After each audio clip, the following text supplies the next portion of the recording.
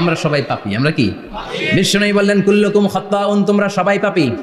ওয়া খায়রুল খাত্তাইন আত-তাওয়াবুন, আর এই পাপীদের মধ্যে সবচাইতে ভালো পাপী ওই পাপী যেই পাপী পাপ করার পরে তওবা করে কার কাছে?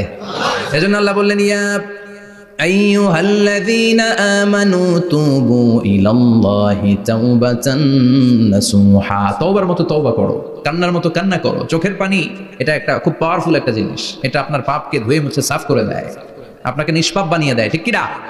তাই বিশাল পাপের বোঝা নিয়ে, পাহাড় পরিমাণ গুনাহ নিয়ে কিয়ামতের দিন যদি আল্লাহর কাছে আপনি হাজির হয়ে যান, ওই পাপের মধ্যে যদি শিরকের পাপ না থাকে, মানে কোনো মাজারে যে সেজদা দেন নাই, বাবার কাছে যান নাই, কোনো মাজারে মানত করেন নাই, মাজারে লাল শালু দেন নাই, মোমবাতি দেন নাই, আগরবাতি দেন নাই, মাজারে মুরগি মানত করেন নাই, এই পাপগুলো করেন নাই, অনেক পাপ আপনার আছে, কিন্তু শিরকের পাপ নাই। কোন পাপ নাই?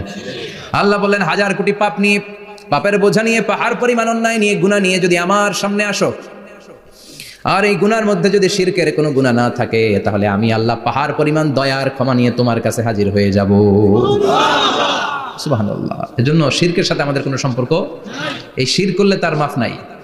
ইন্নাল্লাহা লা ইয়াগফিরু আন ইউশরাকা বিহি, শিরক করে ফেললে আর মাফ নাই, এটা ভয়ঙ্কর।